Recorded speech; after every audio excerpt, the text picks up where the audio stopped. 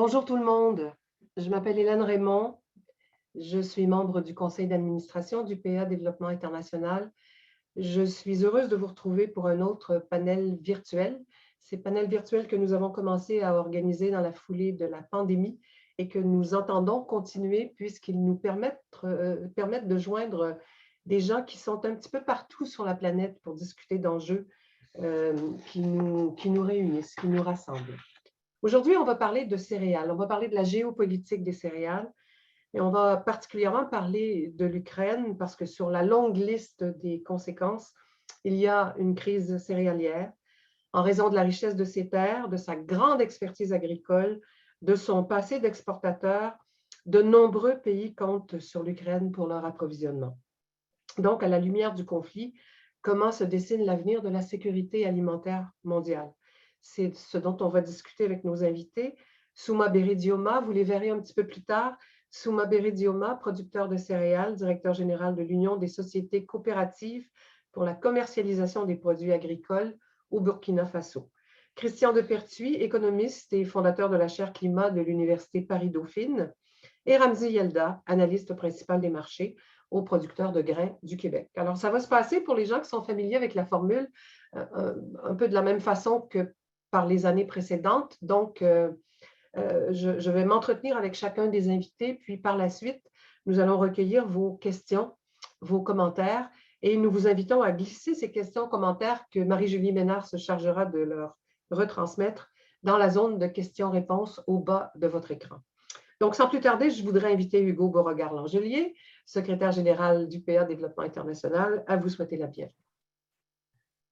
Merci Hélène. Bonjour à vous toutes et à vous tous qui êtes avec nous aujourd'hui pour cette discussion sur la géopolitique des céréales.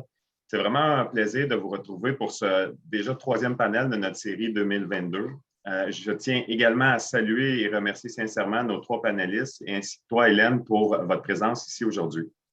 Je dirais que suite à la pandémie, avec la crise climatique aussi qui prend de l'ampleur, mais surtout depuis le début de la guerre en Ukraine, rarement dans les dernières années avons-nous entendu autant parler d'agriculture, que ce soit de la provenance de nos produits alimentaires, leur prix ou leur accessibilité.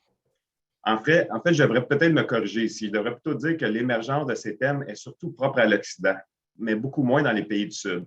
Parce que depuis longtemps, les habitants de ces pays doivent vivre au quotidien avec les fluctuations de prix et l'accessibilité de ces mêmes produits alimentaires-là. À mes yeux, une statistique qui illustre le mieux cette réalité, au début des années 2020, par exemple, les ménages canadiens dépassaient environ 11 de leurs revenus sur l'alimentation. Ce pourcentage est près de 25 dans certains pays de l'Europe de l'Est, comme en Roumanie, et il est de 50 en Afrique de l'Ouest. Face à cette réalité qui pourrait d'ailleurs s'aggraver avec l'amplification des incertitudes mondiales, il nous apparaît important de mieux comprendre la façon dont sont définis les prix, notamment les prix des céréales qui représentent un apport calorique important dans la plupart des pays, mais aussi qui font partie de nos traditions culinaires. Il m'apparaît aussi révolu le temps où on nous disait que la seule fameuse main invisible du marché réussira à définir une équité dans les échanges commerciaux. À quelques jours de la Journée internationale de l'alimentation, la semaine prochaine, UPADI croit fermement en l'influence des organisations professionnelles agricoles pour créer justement des conditions propices à leurs membres, mais aussi aux consommateurs en termes de produits abordables et de qualité. Pourquoi nous avons décidé aujourd'hui d'inviter trois panélistes du Québec, de l'Europe et de l'Afrique qui nous aideront à décoder un peu la géopolitique alimentaire et en quoi elle impacte les hommes et les femmes qui produisent cette nourriture-là, mais aussi celles et ceux qui la consomment. Je dirais en terminant que ce genre d'échange-là nous permet à UPA Développement International de faire évoluer notre pensée et nos actions.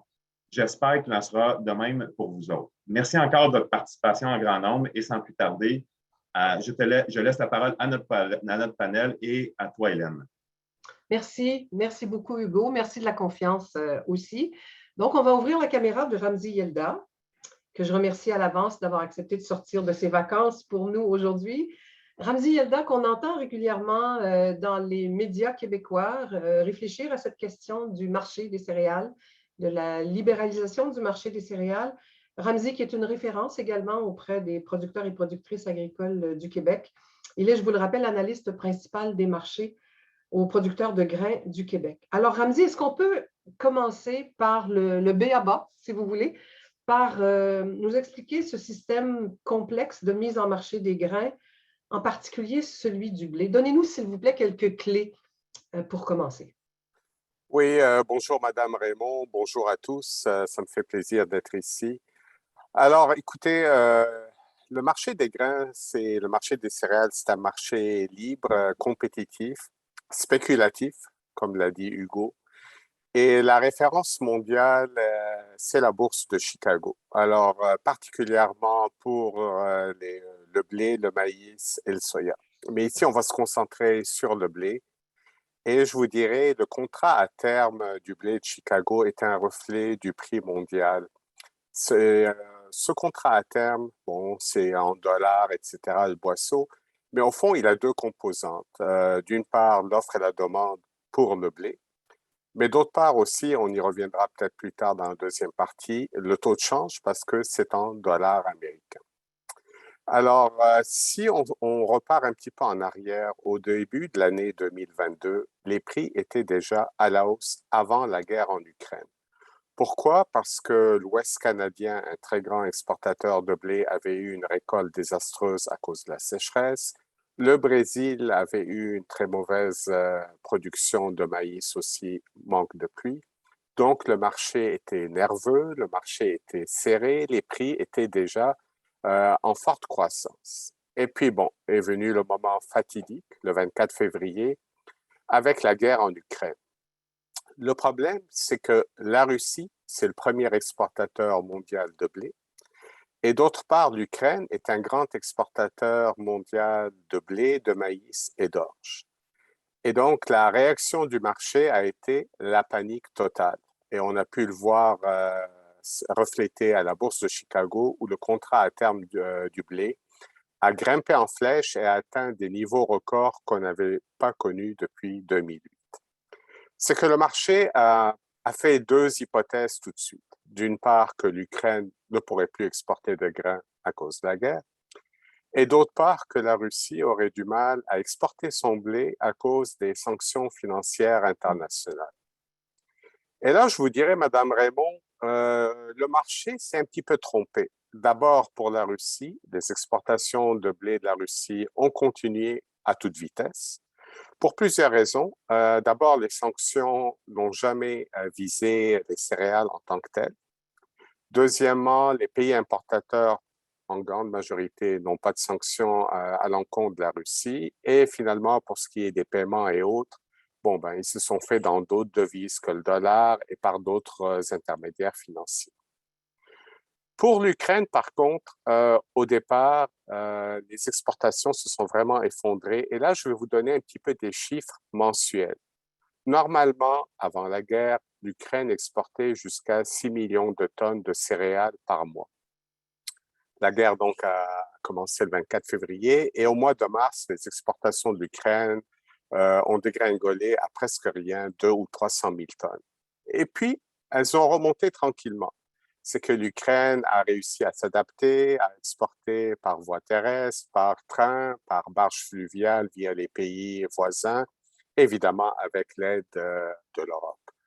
Mais ce qu'il faut aussi souligner, c'est l'accord du 22 juillet signé par l'Ukraine, la Russie, sous l'égide des Nations unies et de la Turquie pour la réouverture de corridors maritimes pour 3 ports d'Ukraine. Très important.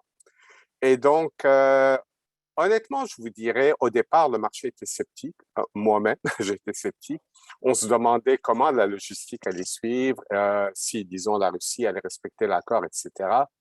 Et puis, le premier navire est sorti le 1er août. Et je vous dirais, l'accord a très bien fonctionné à date. Logistiquement, le grain sort, la Russie respecte l'accord. Et environ 1,5 million de tonnes de céréales sont sorties à partir de ces 3 ports au mois d'août. Et pour le mois de septembre, on parle de plus de 2 millions de tonnes. Donc, si je fais un peu un total pour l'Ukraine, pour le mois de septembre, on parle probablement de 4 millions de tonnes d'exportation. Oui, allez-y. Oui. Est-ce qu'on sait vers quel marché ce blé est destiné? Quels sont les pays qui le reçoivent à terme Écoutez, il y a eu des critiques comme quoi, et c'est vrai qu'une bonne partie de ces céréales n'ont pas été destinées aux pays en voie de développement, mais je vous dirais, d'un point de vue de marché, à la limite, ça n'a pas beaucoup d'importance parce que les marchés, c'est des vases communicants. Oui, c'est vrai, une bonne partie de ce grain est partie, par exemple, en Europe de l'Ouest pour des raisons de fret maritime, de coûts de transport. Mais évidemment, ça a amené une forte baisse quand même du prix mondial. Et on l'a vu à Chicago, après les sommets qu'on avait atteints fin février et mars, le prix du blé a quand même baissé. En bonne partie, je vous dirais, parce que l'approvisionnement de l'Ukraine est progressivement revenu sur le marché. Donc, au fond, la critique de M. Poutine n'est pas vraiment valable d'un point de vue marché parce que oui, les céréales, le blé peuvent aller dans d'autres pays. Cela dit, il y a eu du blé ukrainien qui a été bon en Afrique du Nord, en Moyen-Orient et ailleurs. Mais de toute manière, c'est venu calmer le marché et les prix se sont quand même abaissés. Abaissés. Alors, vous nous dites que la situation s'est quand même calmée, mais la pression inflationniste, elle est restée. Quelle est la part du blé dans cette pression inflationniste, Ramzi Yelda? Écoutez, les céréales, c'est quand même une part importante. Si on parle évidemment, comme Hugo l'a dit, des pays en voie de développement, c'est une part même très importante. Donc, au printemps, ça a été dramatique. Les prix ont tout simplement explosé. Là, j'ai parlé d'une certaine baisse sur le marché. C'est vrai en termes boursiers, mais par contre, comme vous le savez sûrement, Madame Raymond, depuis, c'est que le dollar américain, lui, s'est envolé. Oui. Donc, pour un pays importateur, finalement, oui, le prix du marché en dollars américains, le boisseau a peut-être baissé, mais comme le dollar américain n'arrête pas de monter en flèche, je vous dirais, la facture de beaucoup de pays importateurs ne s'est pas tellement abaissée depuis.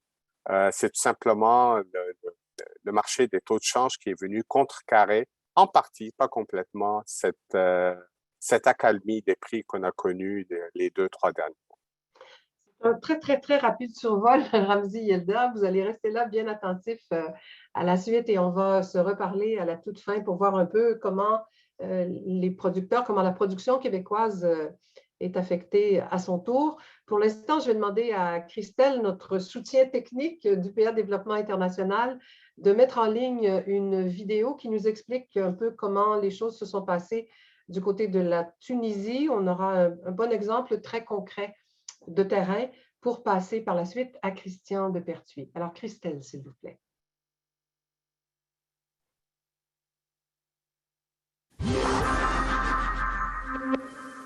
À des milliers de kilomètres de l'Ukraine, de l'autre côté de la Méditerranée, en Tunisie, le blé vaut désormais de l'or.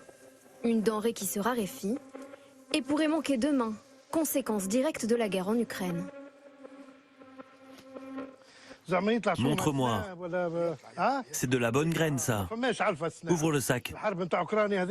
Est-ce que tu penses que les prix vont encore augmenter? La guerre en Ukraine ne nous laisse aucun répit. Certes, Mohamed vend son blé plus cher. Le prix au kilo a pris 20% de plus qu'avant la guerre. Mais l'agriculteur ne se réjouit pas pour autant, car la pénurie guette dans un pays qui importe plus des 2/3 de sa consommation de blé, dont 40% de Russie et d'Ukraine. La guerre en Ukraine nous a tous secoués. Elle nous a fait voir le spectre de la faim. Si on n'arrive pas à importer du blé cette année, qu'est-ce qu'on va manger l'année prochaine? La guerre a commencé alors que nous avions déjà semé. Et on a déjà planifié de cultiver des tomates au lieu du blé. Des tomates destinées à l'export, alors qu'on aurait dû cultiver du blé. Si le gouvernement ne se réveille pas et ne diminue pas sa dépendance au blé importé, on va vers le chaos. Conséquence directe, on se presse dans les boulangeries. Tiens, voilà ton pain. Ici, plus de 12 000 baguettes sont vendues chaque jour à une population encore traumatisée par les révoltes du pain dans les années 80. Depuis, les prix sont bloqués, 6 centimes d'euros la baguette. Mais depuis quelques semaines, comme en période du Ramadan, le pain a commencé à manquer. Face à la pénurie, la solution a été de faire des quotas pour acheter moins de pain. Parce que parfois on faisait la queue et au comptoir on trouvait rien. Vu que les prix des légumes et des fruits ont augmenté, le pain, c'est ce qu'il y a de moins cher pour nous nourrir. Sachez qu'un simple fruit coûte 7 ou 8 dinars le kilo. Crise du blé, crise économique. En Tunisie, l'inflation a atteint 7,5% au mois de mai. Dans le pays, le salaire moyen par habitant est de 640 dinars, soit 220 €, et beaucoup ne s'en sortent plus. Je suis sage-femme, je n'arrive plus à subvenir à mes besoins. J'ai fait un tour dans le marché, je n'ai presque rien acheté. L'inflation est anormale, l'argent n'a plus de valeur. Avant, avec 20 dinars, je remplissais mon sac. Là, je n'achète plus rien. Mon salaire ne me suffit plus pour tout un mois. Une situation qui rappelle celle de 2010, l'étincelle qui avait lancé le début du printemps arabe, quand le travail ne permettait plus de manger à sa faim. C'est le symbole du martyr de la Révolution, Mohamed Bouazizi, le symbole de la lutte pour le pain quotidien, pour le travail qui paye. Le jeune marchand ambulant s'était immolé déclenchant la Révolution. Le peuple dans la rue, pour plus de travail, de liberté et de quoi manger. Rida, à l'époque militant, aujourd'hui résigné, ne croit plus en la Révolution.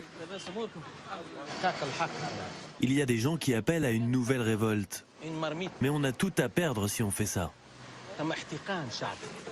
Je crains que si on fait une autre révolution, ce soit chaotique et que cela nous conduise vers une situation bien pire encore.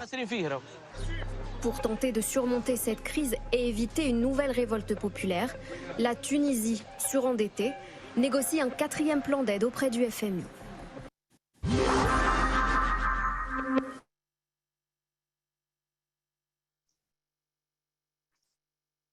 Voilà, on est revenu. Alors, on trouvait que ça permettait de rappeler un peu ce qui s'est passé aussi. Hein. Je fais référence à la révolte du pain. On a ce message porteur de ce paysan qu'on voit assis sous son arbre qui dit qu'on veut réduire la dépendance face au blé importé. C'est au tour de Christian de Pertuis maintenant de nous retrouver, de nous joindre. Il est économiste. Il a travaillé longtemps sur les questions de développement agricole et il y a une vingtaine d'années, il a orienté son action sur les questions climatiques, notamment sur la tarification carbone. Il est aussi engagé dans une ONG AgriSud qui, en plus d'avoir l'âge de notre organisation, UPA Développement International, offre des similitudes sur le plan des interventions, notamment auprès des petits producteurs, à travers une trentaine de programmes. En 2021, AgriSud intervenait dans 13 pays auprès de 24 organisations locales. Alors, j'ai trouvé pas mal de parenté entre les deux organisations. AgriSud soutient des projets basés sur des exploitations familiales, valorisant les ressources locales, protégeant la biodiversité et des projets résilients face au dérèglement climatique. Et les liens pour AgriSud, de même que pour les publications de Christian de Pertuis, vous seront transmises dans la zone de discussion. Je vous invite à aller voir son site web qui est remarquable. Christian de Pertuis, merci. Bonjour. Bonjour. La publicité est faite, mais c'est vrai que votre site est véritablement très complet. On va vous voir apparaître à l'écran. Vous voilà, je suis contente de vous retrouver. Donc, vous avez écrit, vous avez publié, co-publié des analyses de situation en début de conflit. Quelle lecture en faites-vous aujourd'hui sur le plan du commerce céréalier? Alors, d'abord, je pense que ce qui est très important et qui a été dit par Ramzi Yelda, c'est que avant le déclenchement de la guerre en Ukraine, il y avait déjà une tension importante sur les matières agricoles de base, principalement les grains, mais aussi des oléagineux, et que ces tensions sont indirectement rattachables aux impacts du réchauffement climatique. Vous avez eu le dôme de chaleur et la sécheresse au Canada. La perte de production de grains au Canada, c'est pratiquement un an d'exportation de l'Ukraine. Et puis, il y a eu le Brésil. Donc, on est dans une situation où les impacts du réchauffement climatique pèsent de plus en plus sur l'offre agricole et arrive le choc de la guerre. Bon, ça a été parfaitement dit, je ne répète pas. La résilience de la capacité d'exportation et de vider parce qu'il fallait vider les silos de l'Ukraine a été inattendue. Bon. Et il y a eu une diminution d'attention à partir du moment où on a repris les livraisons depuis Odessa. Moi, je rappellerai deux choses qui me semblent importantes. Pour la situation alimentaire mondiale, il ne faut pas raisonner en termes de disponibilité physique des produits, il faut raisonner en termes d'accès aux produits. Les famines ou les situations de surnutrition arrivent parce que les personnes affectées n'ont pas accès aux ressources alimentaires. Ça peut être pour des raisons de guerre. Hein. Bon, actuellement, dans la Corne de l'Afrique, hein, on a la Somalie ou l'Éthiopie qui sont dans des situations très graves parce que à cause de la guerre civile, les gens ne peuvent pas accéder à la... Ça peut être pour des raisons climatiques et ça peut être pour des raisons économiques. Et pour la raison économique, ce qui compte, c'est que le prix des grains, il est vraiment très international et que les consommateurs des pays du Sud, effectivement, ont toutes les peines du monde à faire face parce que, il y a un problème macroéconomique de balance des paiements, ça a été bien expliqué par Ramzi avec la remontée de là, et deux, même si le pays n'a pas de problème de devise, ce qui est le cas de la Tunisie, hein, les ménages, ils ont des coefficients budgétaires qui fait que la hausse du coût des matières agricoles de base, c'est très difficile à supporter. Donc, la FAO estime que à la suite de la remontée des cours des matières de base, hein, il pourrait y avoir plusieurs centaines de milliers de personnes qui souffrent de la faim dans le monde, en plus, dans les prochaines années. Donc, c'est vraiment ça le premier point. Le deuxième point que je voudrais dire, c'est que les grains, c'est extrêmement important. Un quart du blé transite chaque année par le marché mondial. Il y a une autre céréale qui joue un rôle majeur dans l'équilibre alimentaire mondial, c'est le riz. Ouais. Et le riz n'est pas directement affecté par la guerre en Ukraine, bien évidemment. Ni l'Ukraine ni la Russie ne sont des exportateurs de riz. En revanche, il y a des risques que la hausse du prix des grains se transmette à la hausse du prix du riz. C'est ce qui s'était passé lors du dernier choc des prix des matières premières en 2008-2009. L'ensemble Donc, c'est un point très important. J'ai regardé les cours du riz. Ils ne se sont pas envolés comme le blé, mais quand même, il y a une certaine tension qui apparaît. Oui, il y a une tension. Ouais. C'est logique, des marchés sont très importants. C'est ça. Voilà. Donc, ça, si vous voulez, c'est pour le constat sur les marchés. Un dernier point que je voudrais rajouter. La Russie est, surtout si vous rajoutez de la Biélorussie, un acteur majeur sur le marché des engrais, notamment des engrais azotés. Et donc, il y a, via la crise énergétique qui est liée à l'envolée du prix du gaz, un renchérissement majeur des coûts des intrants pour la fertilisation, des intrants industriels. Même si je ne suis pas du tout en tant que partisan de l'agroécologie à Agri-Sud International, on préfère expliquer aux agriculteurs que plus il se passe des intrants industriels, mieux c'est. À court terme, compte tenu des systèmes de production agricole actuels, le renchérissement des intrants n'est pas non plus une bonne nouvelle pour le futur. Donc voilà un peu, si vous voulez, la situation. Je pense qu'on ne va pas parler plus de l'Ukraine, mais maintenant la vraie question sur l'Ukraine et la Russie, c'est les capacités de production. Jusqu'à où les capacités de production, et puis derrière la production, de logistique sur les grains, etc., sont affectées par le conflit qui dure longtemps. Moi, je ne suis pas spécialiste des guerres, donc je ne peux pas vous dire. Bon, ensuite, le point qui me paraît important, c'est les incidences sur les systèmes agricoles des pays moins développés ou même sur nos systèmes agricoles, et c'est quoi les bonnes réponses. C'est ça, quand même. Justement, voilà. Vous réfléchissez beaucoup à ces questions de sécurité alimentaire, Christian de Pertuis.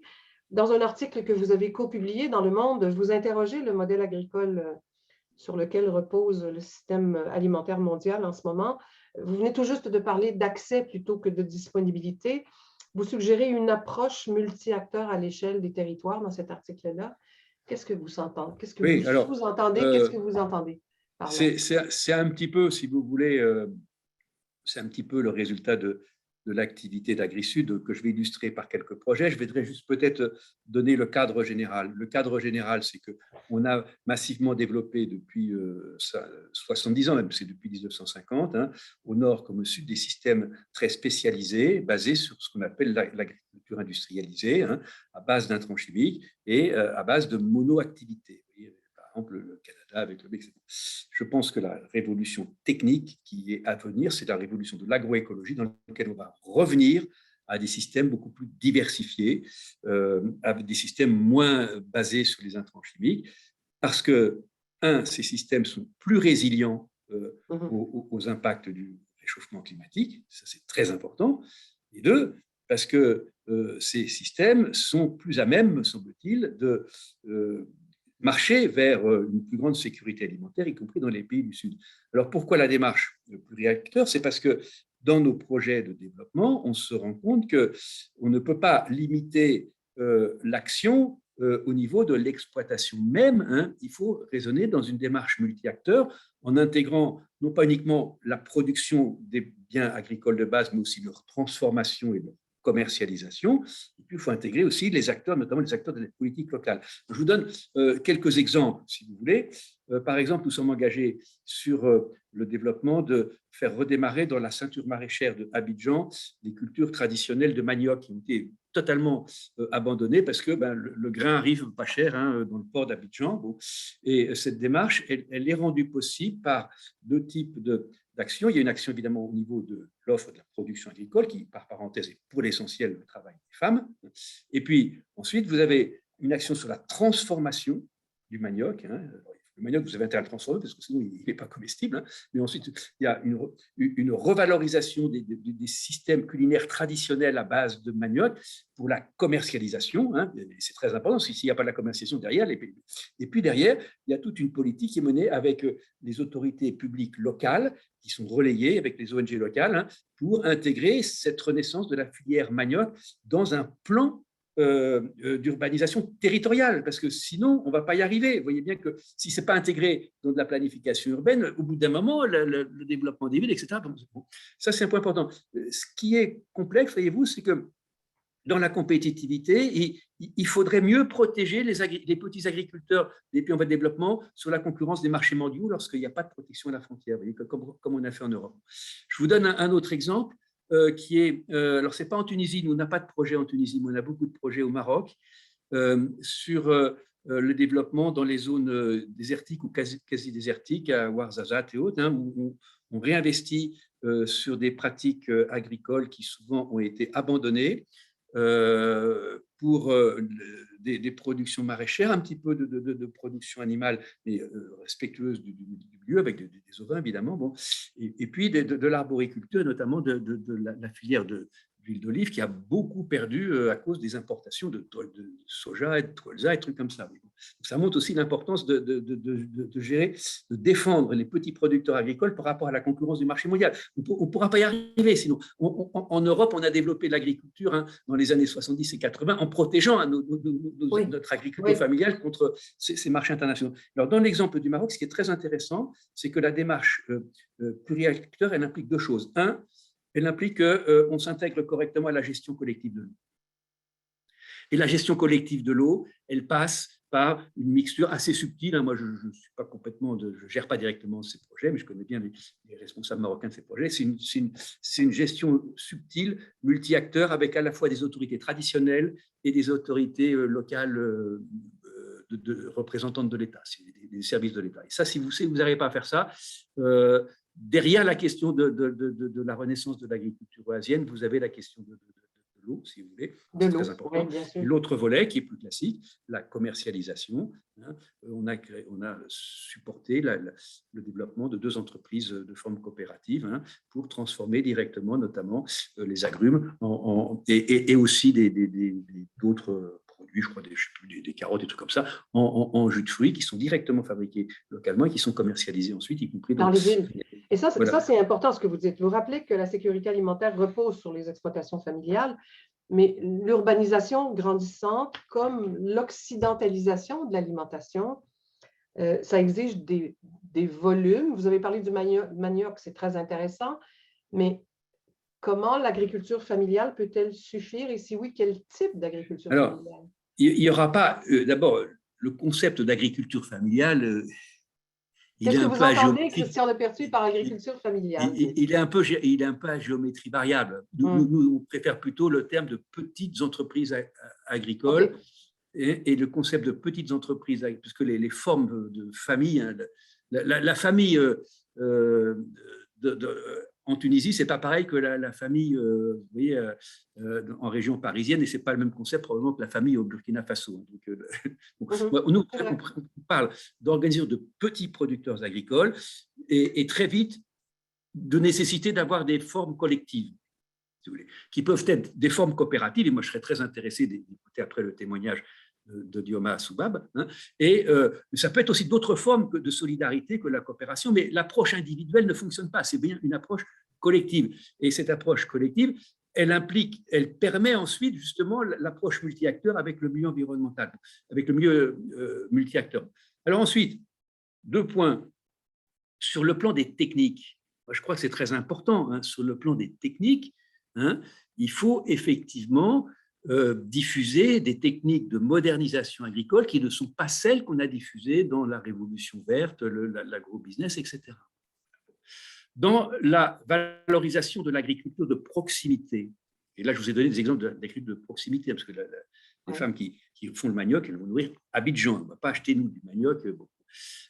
C'est pas ce seul levier sur lequel il faut agir. Moi je pense que le commerce il a un rôle important, hein, parce que si vous regardez l'histoire des famines, les famines arrivent généralement pas dans les villes, mais dans les campagnes, dans des endroits où il n'y a pas de commerce et où il n'y a pas de capacité de stockage. Donc, il faut du commerce, mais il faut un commerce différent. Et il faut que les règles du commerce soient des vecteurs de développement pour ces petits producteurs, ces petits entrepreneurs agricoles regroupés généralement en forme de coopérative, et que la bourse de Chicago ne soit pas pénalisante pour ces producteurs. Alors concrètement, il va y avoir une question clé, hein, dans les mois et les trimestres qui viennent, ça va être comment est-ce qu'on va gérer l'aide alimentaire d'urgence. Parce que lorsque on déverse de l'aide, il faut de l'aide, si vous voulez, quand les gens ont faim, il faut qu'ils mangent, si vous voulez. Et vous voyez bien que le fait que l'aide alimentaire d'urgence est une solution de court terme indispensable, mais il faut gérer ses effets négatifs à long terme. Il ne faut pas qu'elle décourage les producteurs. Et ça renvoie sur ce qu'on a vu sur la Tunisie, la question du prix des grains et du prix du pain, si vous voulez. Le problème en Tunisie, comme en Égypte, comme dans beaucoup de pays, hein, c'est que le prix du pain est déconnecté du prix des céréales qui sont vendues par les producteurs, si vous voulez. Et donc, du coup, ça a été dit par la dame, hein, qui fait ses courses. Du coup, les prix locaux des fruits, des légumes, je ne parle pas de la viande, hein, sont hors de prix par rapport au prix du pain qui est subventionné. Mais on subventionne quoi? À 80%, on subventionne des produits importés, voyez-vous, hein. Donc, cette articulation du marché national avec les marchés locaux et la formation du prix, elle est importante et elle appelle à des décisions qui ne sont pas faciles. Non, qui ne sont pas faciles. Pour les décideurs politiques. Je veux vous entendre un tout petit peu plus longuement sur un aspect. Vous avez parlé, on parle souvent dans nos organisations d'intervention auprès d'organisations paysannes, par exemple, mais d'organisations agricoles. Vous allez beaucoup plus loin, Christian de Pertuis. Vous parlez de la production, vous parlez de sa transformation artisanale, également de sa mise en marché local.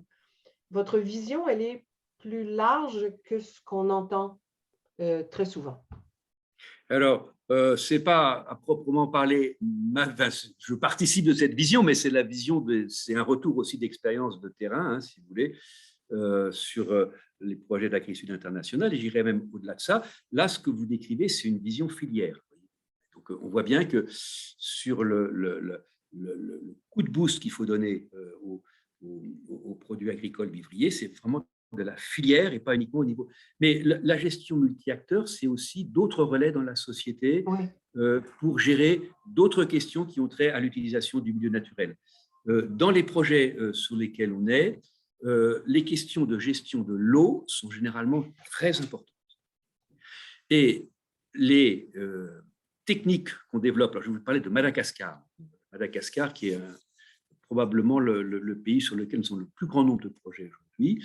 Madagascar, maintenant, on est engagé dans des projets agricoles qui sont des maillons très stratégiques de gestion de l'eau sur des bassins versants complets et dans lesquels on couple avec des ONG locales et avec des représentants, non pas du gouvernement national, mais des municipalités locales, hein, on a des activités d'agroforesterie qui permettent, de reboiser les bassins versants et donc de mieux gérer l'eau pour la collectivité, et pas uniquement pour les producteurs agricoles. Et deux, on fait des techniques agricoles sur le riz, parce que Madagascar est plutôt dans la zone où on fait du riz.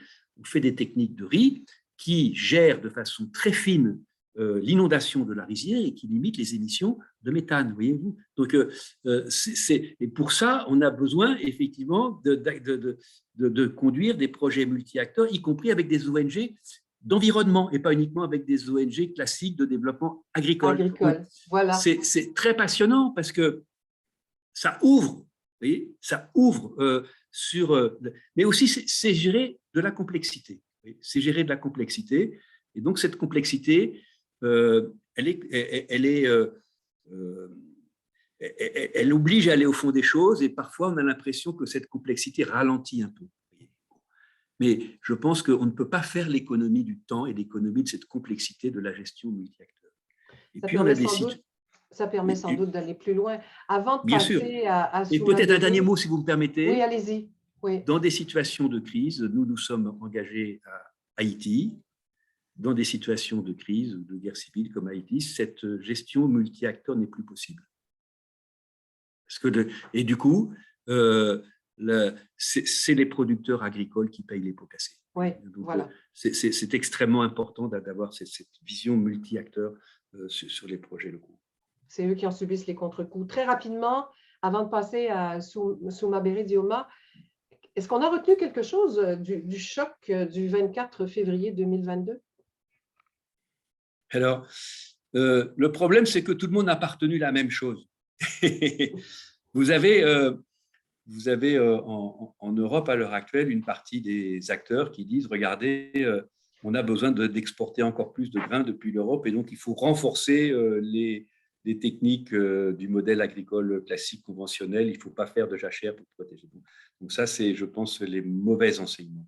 Les bons enseignements me semblent être qu'il y a une urgence absolue, c'est d'éviter que l'aggravation de la situation alimentaire dans les pays du Sud à cause du coût des produits. Donc à court terme, il faut évidemment utiliser des flux d'importation, mais surtout à moyen terme, il faut organiser les aides d'urgence pour ne pas pénaliser les producteurs agricoles locaux et il faut redistribuer mieux, si vous voulez, les moyens du développement en faveur de l'agriculture vivrière, parce que l'avenir de la Côte d'Ivoire, ce n'est pas d'exporter du cacao. Je ne dis pas qu'il ne faut pas faire de cacao ou de café, si vous voulez, mais fondamentalement, la sécurité alimentaire de la Côte d'Ivoire, ce n'est pas d'exporter du cacao et d'autres produits topricots pour ensuite importer du blé. Ça a été dit par le producteur agricole tunisien. Le producteur agricole tunisien, il nous a dit, vous voyez, moi, cette année, alors que je ne savais pas, évidemment, il ne savait pas plus que nous que laquelle allait arriver, hein, j'ai fait de la tomate pour l'exportation à la place de… Vous voyez, donc je pense que c'est ça l'idée. Bon.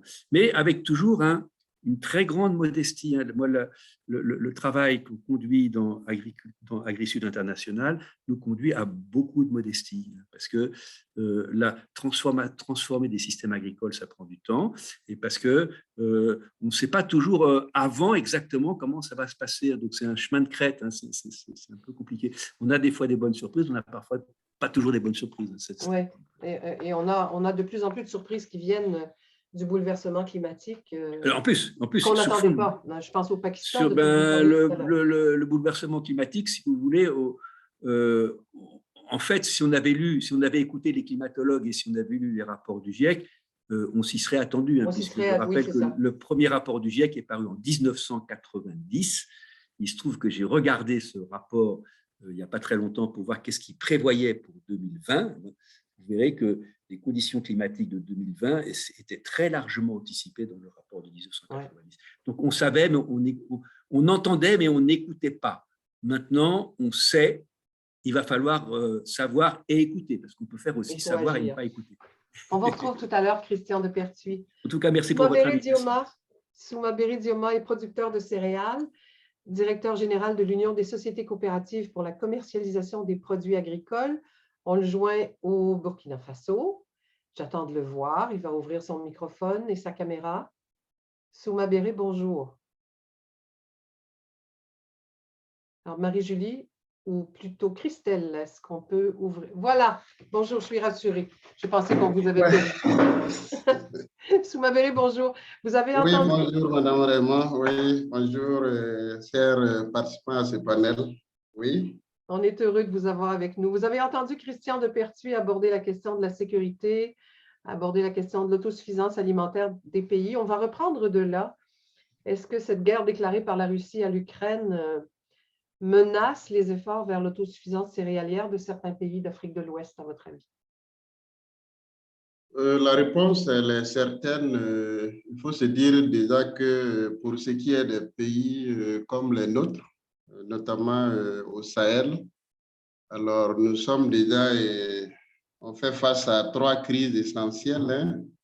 La crise sécuritaire que vous connaissez, on a toujours les séquelles ou les répercussions, l'impact de la COVID, et de façon structurelle, ou une année sur 3, le Sahel, on est en année déficitaire. Donc, pour dire déjà qu'avec ces 3 éléments déjà, le Sahel est durement éprouvé. L'intervention ou l'invasion militaire de la Russie en Ukraine le 24 février dernier vient encore aggraver la situation, étant donné qu'on a assisté à beaucoup d'inflation, que ce soit le blé ou quand je prends le cas du Burkina, de 350 000 la tonne, c'est allé à 500 000. Vous avez le prix de la baguette qui est passé de 150 francs à 500 francs. C'est vrai que c'est en francs CFA. Et tout ce qui est produit de première nécessité, entre 35 à 50%. Les huiles et tout. Donc, pour dire que c'est devenu une problématique d'envergure mondiale, mais les plus faibles, comme vous l'aviez dit, tels que les pays du Sahel ou du Sud, sont les plus, en tout cas, touchés par cette crise. Et autant que cela perdurera, l'impact sera, la famine sera grandissante dans le Sahel. Oui, ça c'est la grande inquiétude et on voit le nombre de personnes en état de famine augmenter. On a des inquiétudes. J'aimerais ça qu'on aille un peu du côté du Burkina, que vous connaissez parfaitement, Souma Béré. Parlez-nous un petit peu de l'importance de la culture céréalière dans la boucle du Mohun. C'est la région céréalière du pays. On dit que c'est le grenier du Burkina. Est-ce que vous avez été un peu épargné? On parlera après de ce qui se passe en ce moment, mais est-ce que tout ce que vous avez construit depuis des années vous laisse croire qu'on peut se mettre un peu à l'abri dans des circonstances pareilles? Réponse incertaine.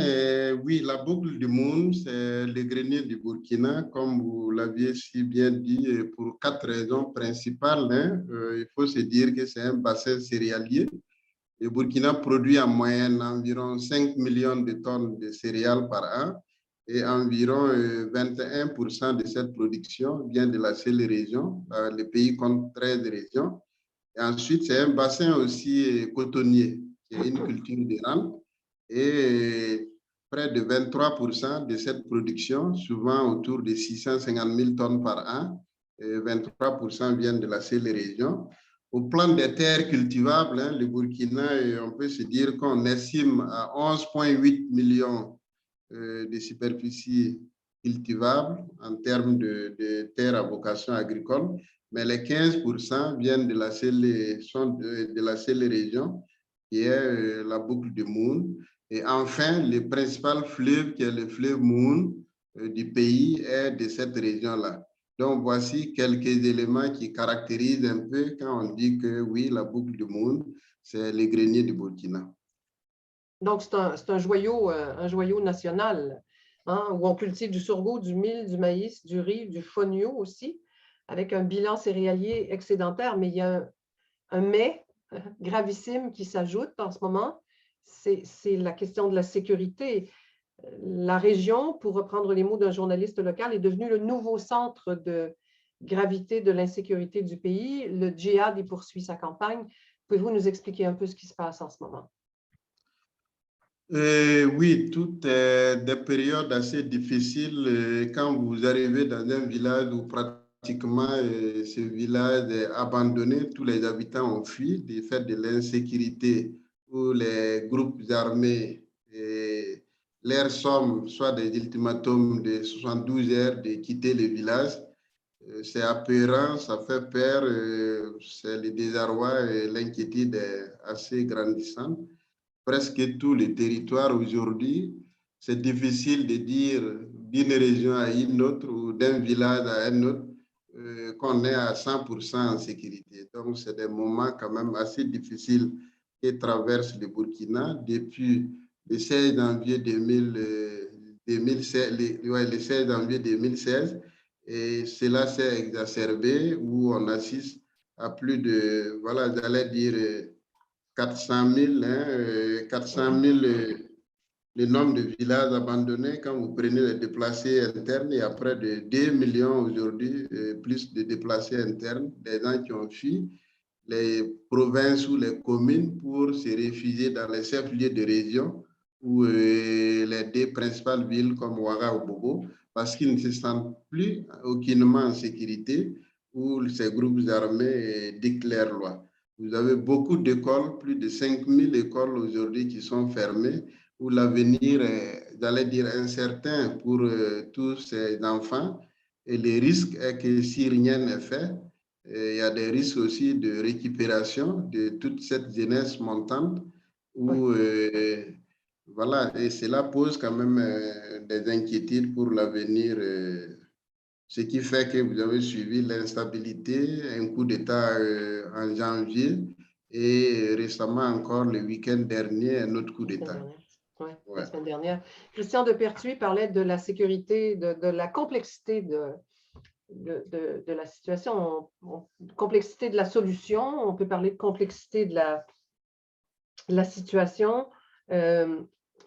Voyons, Soumabéré, comment tout ça, ça se passe dans le rapport ville-campagne. Si le commerce des céréales peut s'effectuer de façon naturelle, est-ce qu'on répond aux besoins des urbains ou les urbains sont devenus dépendants des exportations, plus amateurs de produits d'importation que de produits locaux? Oui, on peut dire que d'abord, depuis les 2 dernières années, on assiste à un déficit. Quand vous avez environ 400 000 hectares d'abandonnés, pour dire que tous ces flux de mouvement des populations où on est plus dans une ruralité qui quitte les zones de production vers les centres-villes, c'est en même temps les moyens de production qui sont abandonnés, tels que le bétail, les terres cultivables, tout et tout. Et cela impacte du coup quand même voilà, la question alimentaire. Donc du coup, on assiste à une dépendance progressive au plan de l'humanitaire, ou des vivres, des aides, des prêts, soit auprès de la CEDEAO, qui est l'institution sous-régionale, ou bien d'autres pays qui viennent en aide.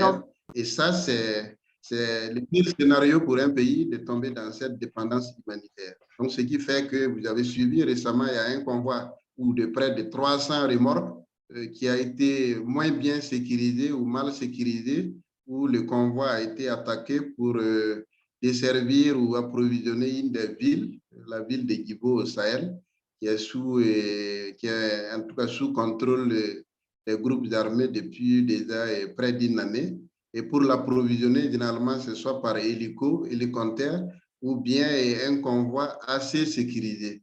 Et les derniers faits qui ont emporté les présidents sortants, une des principales causes, c'est ce convoi de 300 remorques qui n'a pas pu être sécurisé, où le convoi a été attaqué et toute la majorité des remorques brûlées, calcinées avec les vivres dedans, avec beaucoup de pertes en vie humaine.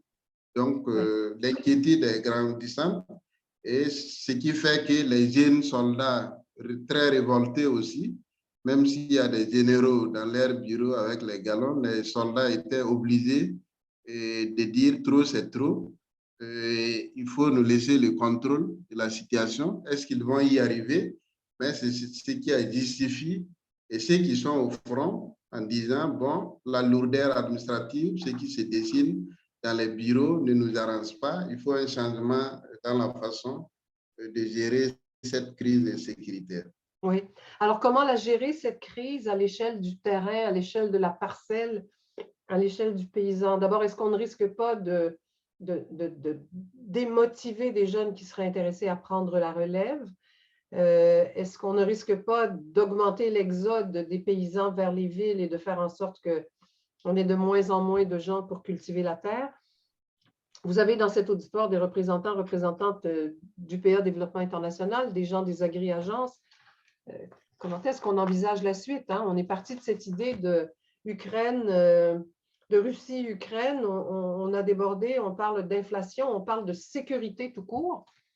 Comment est-ce qu'on envisage le lendemain, demain, Souma Béré? Le souhait est que demain soit meilleur, mais en attendant, il y a quand même des problèmes de fond qui sont posés. Problèmes de fond où on n'a pas un autre pays, mais problème de fond où il y a quand même une capacité de résilience, même si ce n'est pas la meilleure des formules, où les populations commencent à cohabiter avec ces groupes djihadistes ou terroristes. Et pour une simple exigence, il faut accepter toutes les conditions que ces derniers posent, et prélever souvent un peu de ce qu'on a pour leur donner, et puis accepter tout ce qui s'apparente, comment ils appellent ça, la charia, le voile, tout et tout, et les prières. Bon, beaucoup de localités préfèrent se soumettre un peu à ces dictats, à ces principes, question de rester dans leur localité, parce que le soutien de l'État... Pour éviter l'exode, oui. Tout à fait. Le soutien de l'État, l'appui, la sécurité, ça ne suit pas. Donc, les gens sont obligés, en quelque sorte, de s'adapter aux réalités en espérant que tôt ou tard, la riposte de l'État va suivre. Donc, ce qui fait que certains, dans des zones abandonnées, étaient obligés de retourner 5-6 mois après dans ces localités où ils avaient fui, n'étant pas dans les conditions à Ouara ou à Bobo, sous des tentes ou dans des salles de classe, dans des conditions précaires. D'autres ont préféré beaucoup se soumettre aux exigences de ces groupes d'armées et puis retourner dans leur localité. Dans leur localité, mais parlez-moi des besoins des paysans, avant de terminer, parlez-moi des besoins immédiats des paysans au regard de la sécurité alimentaire. Les besoins urgents, il reste que la dernière campagne, quand je prends l'exemple avec la situation de la Russie, notez que la majorité de tout ce qui est entrant dans nos pays, un pourcentage important vient de la Russie. Quand vous prenez l'engrais, par exemple, que ce soit l'engrais NPK ou IRE, on a assisté à une flambée où les prix sont passés de 15 000, je raisonne en France, je sais pas, à 35 000. Ce qui fait que c'est près de 133 ou 150% d'inflation. Ça fait que la production céréalière prendra un coup toujours pour cette année où le niveau des prix va demeurer encore très élevé et cela, comme je l'ai dit, aura des répercussions en termes de sécurité alimentaire. Parce qu'il faut souligner quand même que oui, il y a eu les émeutes de la fin de 2008, mais aujourd'hui, le paradoxe est qu'il y a eu plusieurs facteurs qui mêlent la situation de l'Ukraine. Il y a cette insécurité déjà au plan sécuritaire, il y a l'autre aspect aussi structurel des alliances climatiques. Donc, ça fait beaucoup de concentrés et beaucoup de pays aussi de l'Occident et sont en difficulté à cause des répercussions de la guerre de l'Ukraine. Ce qui fait que les gens en parlent peu, alors que les moments que les pays du Sud vivent sont 2 fois plus difficiles aujourd'hui que la période des émeutes de 2008. Mais il reste que tout de même, la situation de l'Ukraine a fait comme si c'est un peu la débandade. Chaque pays veille un peu à voir comment cette crise énergétique, tous ces problèmes alimentaires, comment on donne des éléments de réponse, si bien que les pays du Sahel ou du Sud sont comme un peu oubliés parce que chaque pays est, j'allais dire, dans cette situation un peu de tourmente ou de recherche de solutions urgentes pour arriver aussi à contenir la fronde ou sa population. Sur son propre territoire. Souma Béré, on va se retrouver dans quelques minutes. Souma Béré Dioma qui nous parle de la situation au Burkina Faso. On va retrouver Ramzy Yelda pour un instant. Souma Béré vient de parler de la flambée du coût des intrants. Et c'est là-dessus qu'on voulait aller à la toute fin de notre entretien, Ramzy Yelda, parce que cette question du coût des intrants nous fait penser que c'est ce qui a beaucoup affecté les producteurs du Québec. Absolument, mais si vous me permettez, Madame Raymond, j'aimerais Allez-y. répondre à une question qu'il y a eu sur le chat sur les perspectives du prix du blé et l'accord maritime en Ukraine. La personne qui a posé cette question, c'est une excellente question. On ne sait pas, il y a un risque. Et puis, pour revenir à ce que disait Souma Béré, les marchés, les prix reflètent cette situation. Je vous dirais, en juillet, août, le prix du blé était revenu au niveau d'avant le 24 février parce que justement, le blé d'Ukraine sortait à nouveau, etc.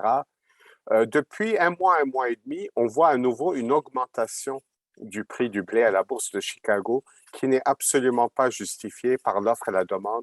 C'est tout simplement une prime au risque. Le marché a peur que cet accord ne soit pas renouvelé ou que la situation empire. Tout à l'heure, on pourra revenir là-dessus. Alors, quant au Québec et au prix des intrants, vous savez, on s'est retrouvé dans une situation assez paradoxale au Canada au mois de mars. Tous les pays du G7, à part le Canada, ont exempté de sanctions les engrais de Russie et de Biélorussie pour justement préserver la sécurité alimentaire, pas juste du Canada, mais vraiment du monde entier. Sauf au Canada. Le gouvernement a mis une taxe de 35% sur les importations d'engrais. Pour le Québec et l'Ontario, donc pour l'Est du Canada, ça a été une situation absolument dramatique, catastrophique. Bon, d'une part, il y a le coût des intrants est monté en flèche et de manière assez surprenante, le gouvernement fédéral a décidé que c'était aux producteurs d'assumer ce coût. De l'assumer, oui.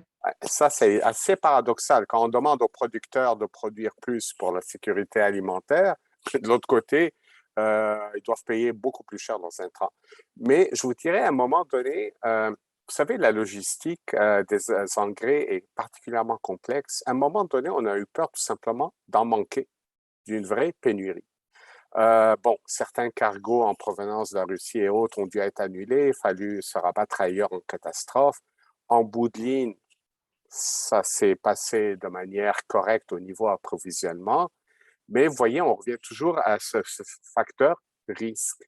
Alors, le producteur québécois se demande, bon, maintenant, on en est où? Et puis, on s'entend tous que les développements de la guerre en Ukraine peuvent aller dans tous les sens. Et puis, ça pourrait empirer. Alors, c'est quand même assez spécial qu'au Canada, on est taxé à 35% les engrais azotés en provenance de la Russie, de la Biélorussie, alors que normalement, ils ont été exemptés par tous les autres pays du G7. En quelque part, on dirait qu'il y a une certaine contradiction dans nos politiques. Est-ce qu'on veut aller vers la sécurité alimentaire ou est-ce qu'on veut faire un point géopolitique quelconque? Oui. Je vous repose cette question que quelqu'un de l'auditoire a soulevée, puis j'invite les gens à soumettre leurs questions dans la partie questions-réponses.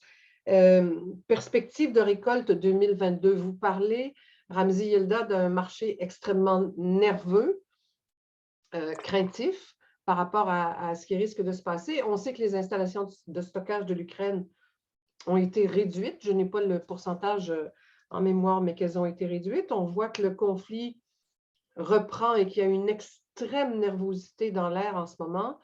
Il y a des perspectives de récolte qui sont très, très bonnes dans certains endroits du monde. Alors, ce n'est pas parce que la récolte en sera une de qualité et abondante qu'il faut comprendre qu'il y aura un impact positif sur les prix. Est-ce que c'est ce que j'entends?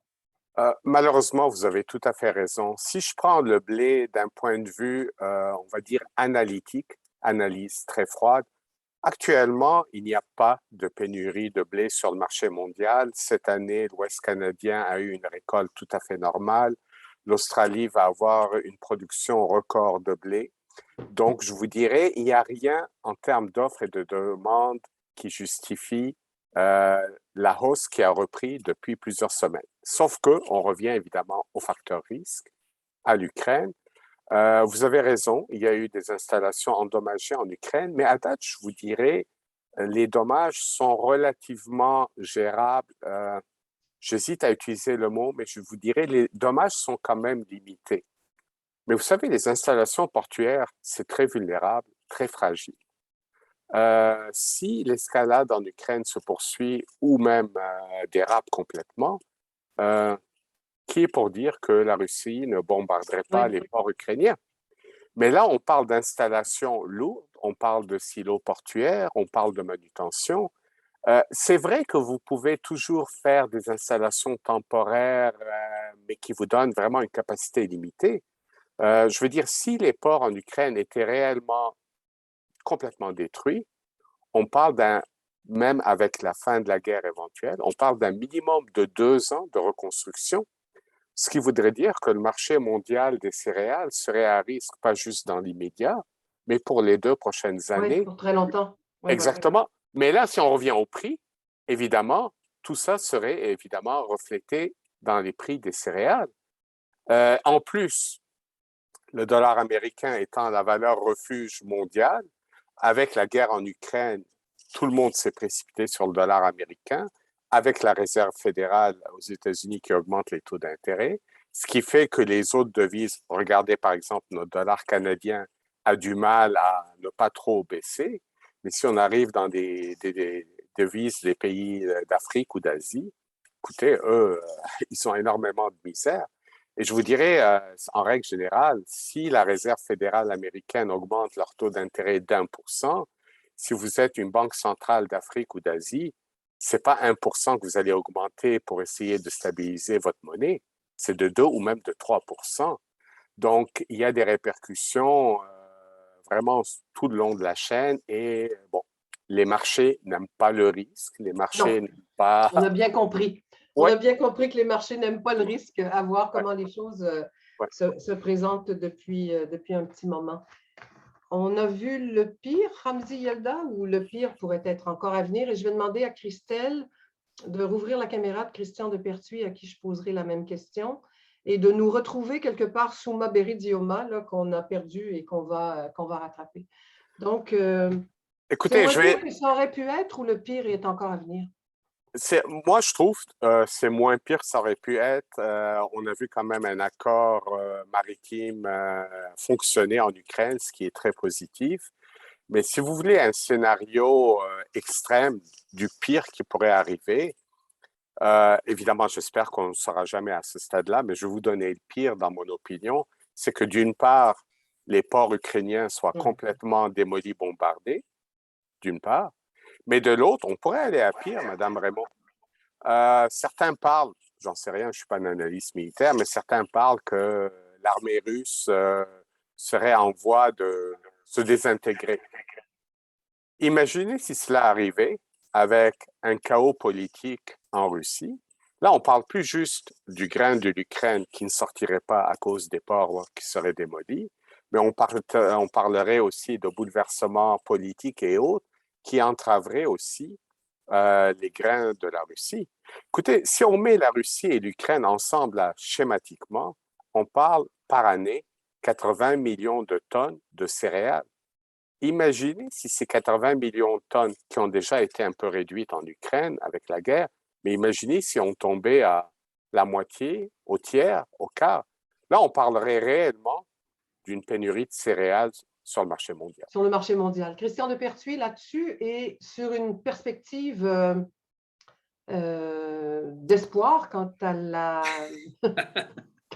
on essaie, on fait ce qu'on peut, mais quant à l'importance de cette sécurité alimentaire. Oui, alors la question du pire d'abord. Après, je vais vous parler du mieux quand même. Bon, la question du pire, bon, pas plus que Ramzi Yelda, je suis spécialiste de la technique, de stratégie militaire. Hein, donc, mais ce qu'on voit bien, c'est que au début du conflit, on espérait que ça dure quelques semaines ou quelques mois et que on est maintenant à plus de 6 mois et qu'il n'y a pas du tout de perspective d'arrêt. Donc, c'est évidemment très, très inquiétant et la prime de risque, elle n'est pas si élevée que ça, finalement, par rapport à ce qui pourrait arriver. Mais moi, je vois d'autres risques qui ne sont pas liés directement à l'évolution du conflit militaire, mais qui sont liés au fonctionnement de l'économie internationale, si vous voulez. Bon, je pense que on va vers une récession mondiale, macroéconomique, parce que l'effet de hausse des taux d'intérêt, qui ne fait que commencer, parce que au début, hein, il y a 6 mois, quand j'ai fait mon premier papier sur l'impact du conflit en Ukraine sur les prix agricoles, il n'y avait pas encore l'inflation générale, c'était une inflation locale, il y avait l'énergie et l'alimentation. Maintenant, on voit bien qu'on est dans une spirale inflationniste, donc les banques centrales relèvent les taux, et il y a un effet de richesse énorme, parce qu'une grande partie de la croissance des décennies passées a été motivée par la création monétaire. Donc, je pense que les pays qui vont faire face à l'ajustement, ils ont à la fois le renchérissement des matières agricoles de base, il y a les grains, mais aussi les oléagineux, qu'il ne faut pas oublier, il y a aussi les produits animaux qui augmentent, hein, tout ça. Bon. Il y a les intrants. Donc, c'est ça qui est aussi très dangereux. Bon. Et pour moi, une question clé sur l'équilibre alimentaire mondial, c'est est-ce que le riz va être touché ou pas? Vous savez, parce que c'est quand même très différent hein, quand on regarde un peu les ordres de grandeur. Hein, en 2009, hein, je rappelle, l'inflation des prix des produits agricoles de base s'était transmise au riz, notamment parce que les pays asiatiques, grands exportateurs, avaient arrêté d'exporter. Donc là, il y a quand même un facteur aussi qui est lié à ça. Donc, moi, je vois ces risques-là. Bon. Alors, est-ce qu'on est toujours obligé de gérer les risques en fonction du pire? Oui, quand on fait de la gestion de risque, il faut imaginer le pire, mais il faut quand même essayer de trouver des solutions et des choses qui permettent d'aller dans la bonne direction. Je pense qu'il y a 3 questions qui sont posées. Première question, c'est évidemment la question de la régulation des grands marchés des grains. Bon. Il y avait autrefois, il y a eu plusieurs fois même des tentatives de réguler une partie de ces marchés avec des stocks. Avec les stocks, oui, c'est disparu ça. Les stocks, c'est important parce que les grains, on les produit une fois dans l'année. Moi, je pense que au-delà des bonnes intentions, parce que des bonnes intentions, on en a faites, hein, entendu, y compris par le gouvernement français, hein, si on veut agir sérieusement sur ces questions-là, il faut effectivement avoir une politique sur les stocks et ne pas laisser la gestion des stocks uniquement à des opérateurs privés ou à des opérateurs étatiques. OK. De 1, la régulation du marché. De 2, ça, c'est la première chose. Le deuxième point qui me paraît très important, il ne faut pas que le déficit actuel et l'envolée des prix sur le marché des grains nous conduisent à justifier le maintien et le renforcement de politiques agricoles qui visent un modèle agricole industrialisé, spécialisé, chimisé, qui, n'est pas compatible avec les contraintes climatiques et qui, 2, je pense, n'est pas résilient par rapport aux impacts. Ça, c'est très important. Je ne sais pas où on en est en Amérique du Nord et au Canada sur cette réflexion-là, mais en France, en Europe, il y a un débat sur c'est quoi l'implication pour les politiques agricoles. Et moi, je pense, avec un certain nombre de gens, que la transformation de nos modèles agricoles vers plus de résilience par rapport aux impacts du changement climatique et moins d'émissions doit être poursuivie, que c'est la bonne réponse. 3, dans les pays du Sud, hein, dont on a parlé. Moi, j'ai écouté attentivement ce que nous a dit Dioma Soumab, qui n'est évidemment pas rassurant. Hein. Ça me rappelle par beaucoup de côtés ce qu'on vit, nous, à Agri-Sud International en Haïti. Hein. C'est-à-dire que si le marché à l'intérieur des pays ne fonctionne pas, il y a un énorme problème d'approvisionnement, tout simplement. Hein.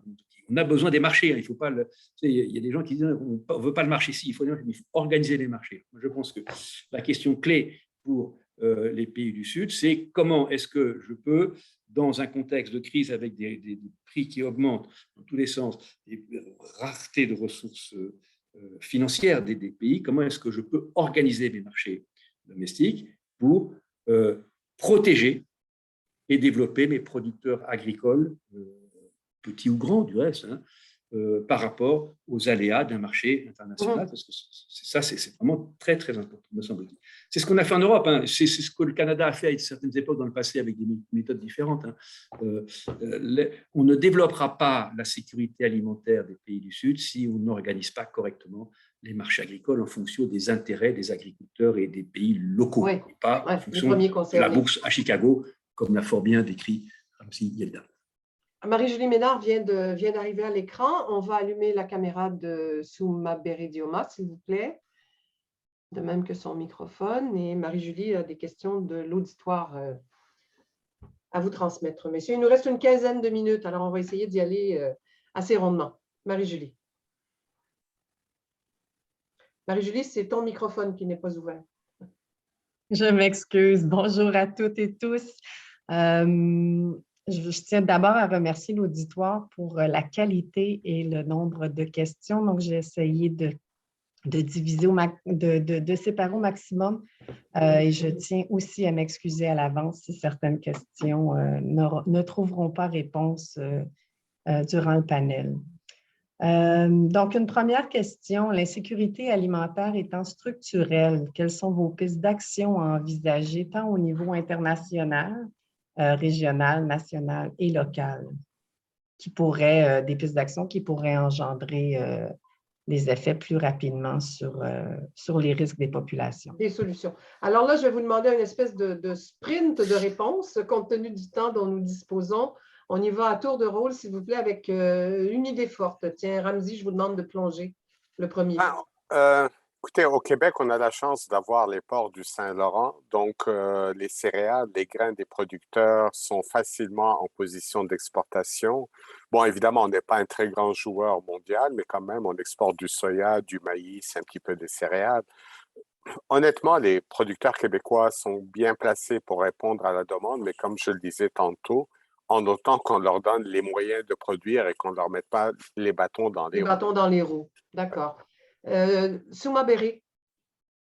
Sur cette question, les pays du Sahel nous sommes beaucoup plus interpellés, mais je pense que des instruments ou des outils existent. On a 3 niveaux de stock dans notre région. Le premier niveau, c'est le stock de proximité détenu par les coopératives ou les producteurs, où chacun, d'une manière ou d'une autre, veille sur sa propre sécurité alimentaire, facile à être déployé en termes d'accessibilité.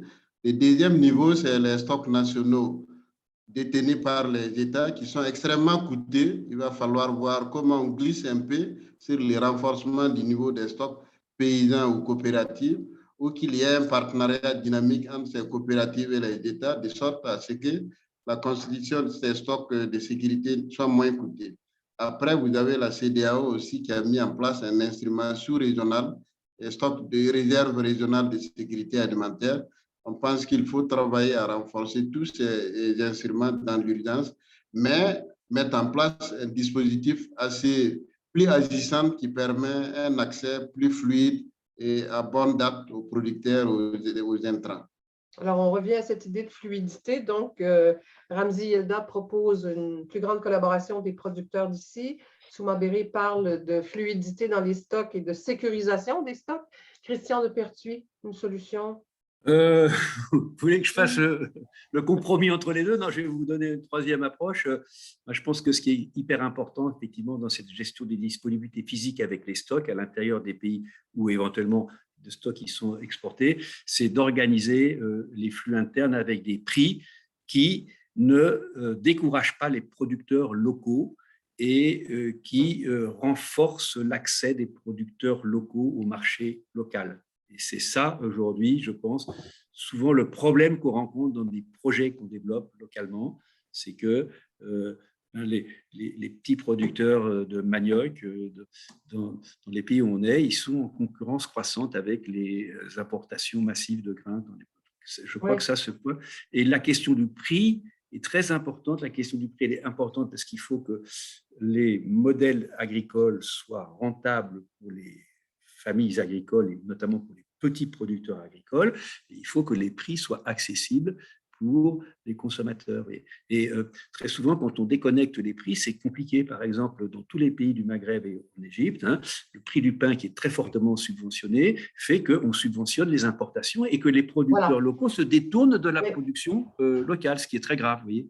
Donc, il y a un programme qui est lancé maintenant en Égypte pour effectivement faire en sorte que cette subvention au prix de détail ne soit pas se fasse pas au détriment du producteur local. Marie-Julie. Justement, pour poursuivre sur cette note, est-ce que la protection des petits producteurs et l'accessibilité améliorée des aliments passent de manière incontournable? Est-ce que ça passe de manière incontournable par un retrait total ou partiel de l'agriculture des traités d'échange économique? Ah, on pourrait refaire un panel là-dessus un jour. Souma Béré. Je n'ai pas bien compris la question des îles. L'exception agricole. Si je résume, Souma Béré, ce que je dirais, c'est est-ce qu'on doit privilégier à tout craint et se battre tous ensemble pour l'exception agricole.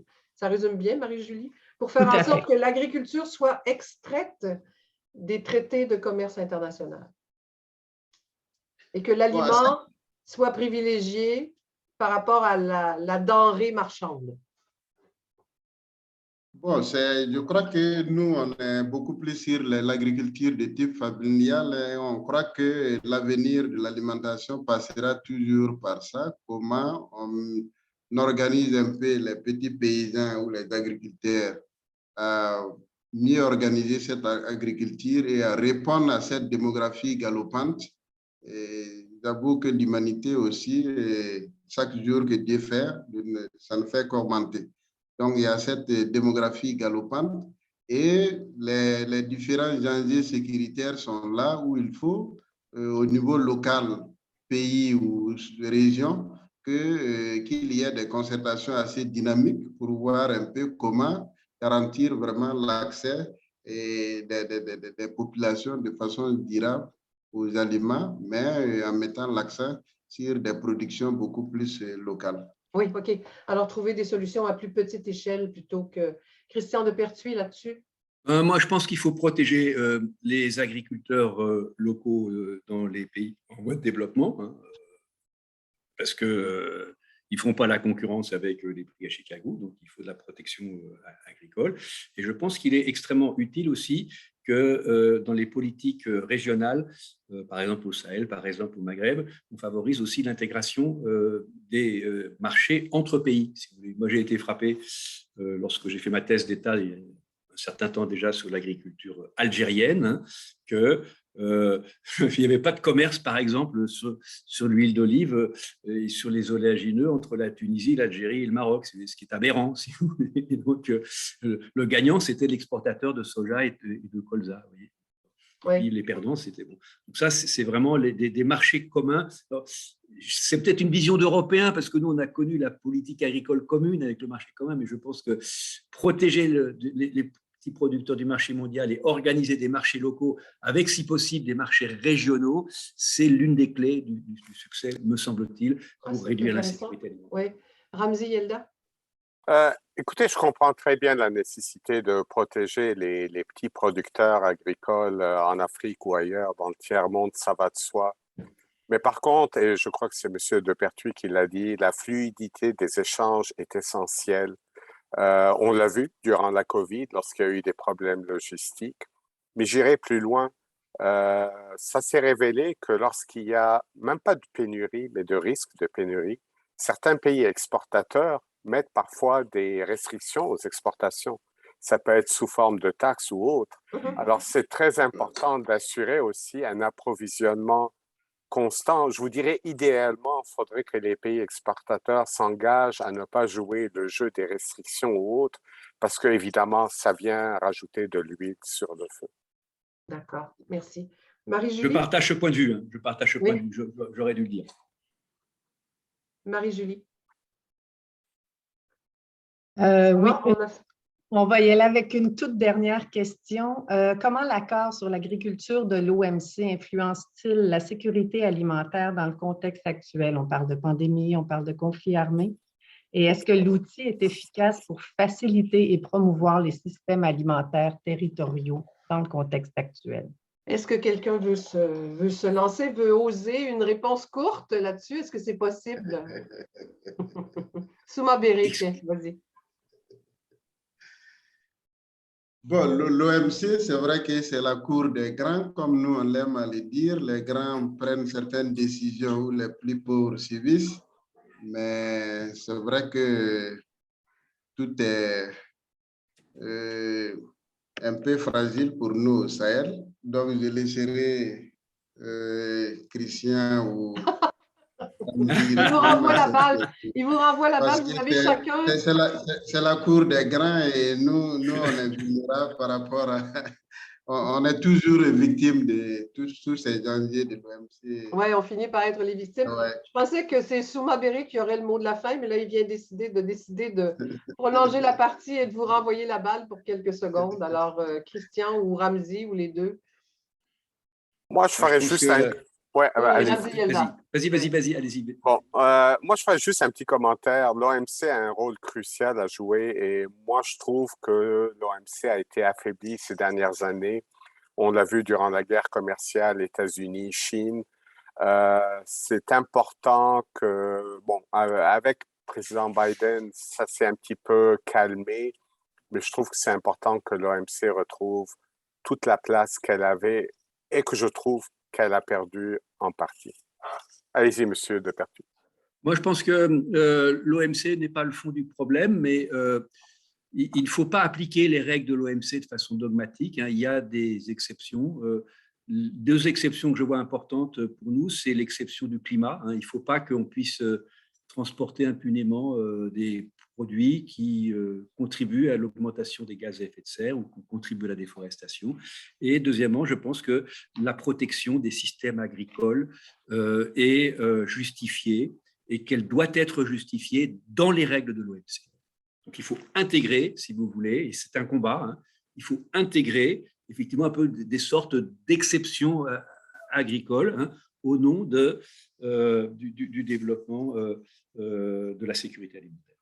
Et je pense que c'est possible en plus, parce qu'il ne faut pas faire de l'OMC un espèce de monstre dans lequel… Non, tout se négocie à l'OMC, donc ça, c'est négociable. Oui, l'OMC d'avant.